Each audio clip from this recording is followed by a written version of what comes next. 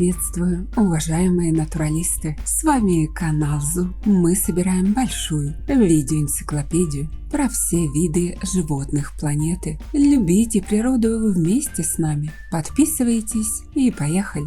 Если нас спрашивают, какая твоя любимая птица, чаще всего мы вспоминаем величественных орлов, ястребов или мудрых сов. Но почему все забывают о туканах? Что мы вообще знаем об этих птицах? Это пернатые обитатели тропических лесов с отличной фишечкой – огромным клювом. Но если немного вдаться в факты, о туканах можно узнать массу интересных странностей. Эти птицы будто с другой планеты. Кстати, туканы хорошо зарекомендовали себя в качестве домашних питомцев, наряду с их экзотическими сородичами – попугаями. Они являются собой воплощение интеллекта, веселости, легкого нрава и дружелюбия. Тукановые – это семейство птиц отряда дятлообразные. У туканов несоразмерно большой, сжатый с боков, ярко окрашенный клюв. Однако сам клюв, несмотря на свои размеры, сравнительно легок из-за его пористой структуры. Это самые крупные представители отряда дятлообразных. Насчитывают всего 37 видов туканов, объединяемых в 6 родов. Тукановые населяют равнинные и горные тропические леса Америки от Южной Мексики до Северной Аргентины. Гнездятся в естественных или выдолбленных дятлами дуплах. Свое название эти птицы получили из-за того, что представители одного из их видов кричат что-то вроде «такана». Кстати, туканы весьма шумные птицы, а их крик скорее напоминает кваканье, чем пение.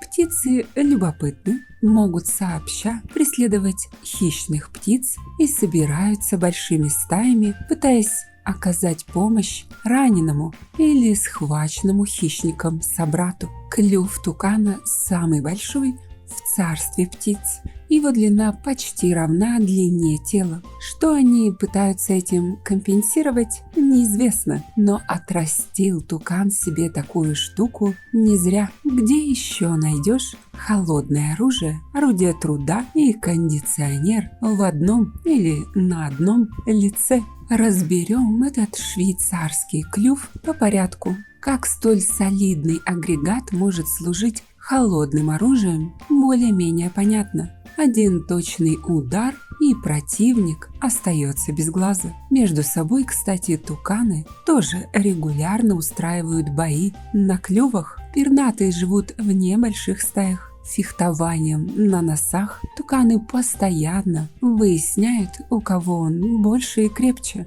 тем самым выбивая положение в иерархии. Птиц зарекомендовал себя как порядочный веган. Основа диеты тукана – тропические фрукты. Длинный клюв помогает пернатому доставать вкусняшку с тонких веток, а зазубренные по краям агрегата не дают этой самой вкусняшке выпасть. Одно небольшое «но». Под раздачу попадают не только яблочки да бананы. Клювом пилой птиц без труда потрошит насекомых, ящерок, летучих мышей и даже мелких попугаев. Но убивают они не только для себя, но и для своих деточек. Чтобы растить будущее поколение носатиков, туканы создают моногамные пары на всю жизнь. Каждый год парочка покидает стаю, чтобы вывести от 2 до 4 птенцов. Так вот, заботливые мама и папа на первых порах кормят детишек преимущественно мясом, чтобы те росли большими и сильными. И если малышей никто не съел, то они выпорхнут из гнезда вместе с родителями через 2 месяца, чтобы присоединиться к стае. И несмотря на всю многофункциональность,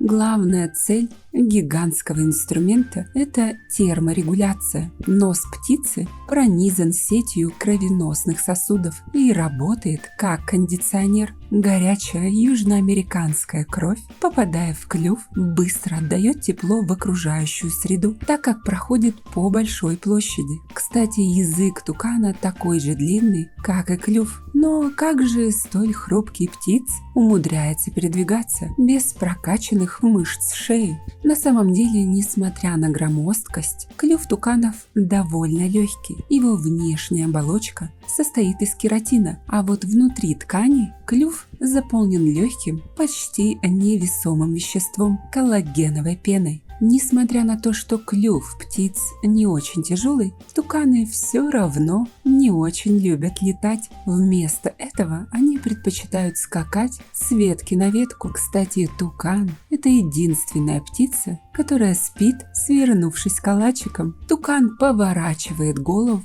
кладет клюв на середину спины, закрывается хвостом, и так как бы получается калачик. Вообще, туканы ребята коммуникабельные. Мало того, что живут в стаях, так еще и с человеком неплохо ладят. Из-за своей доверчивости к обезьяноподобным птицы часто становятся жертвами браконьеров. Местные жители вообще усиленно охотятся на них из-за вкусного мяса, повсеместно употребляемого в пищу. Красивые перья этих птиц, а также оранжевая шкурка с мелким оперением, снимаемая у многих видов с груди, используются как украшение. Но содержать тукана это сложно. Одной клеткой от них не отделаться. Им нужен целый вольер, а еще лучше комната. Приготовьтесь, что вести себя он будет, как маленький ребенок, грызть провода и разбрасываться едой. Но зато радовать всем вышеперечисленным птиц будет вас долгих 20 лет. И всего-то за 4-5 тысяч долларов. Примерно столько стоит тукан. Но стоит ли спонсировать браконьеров?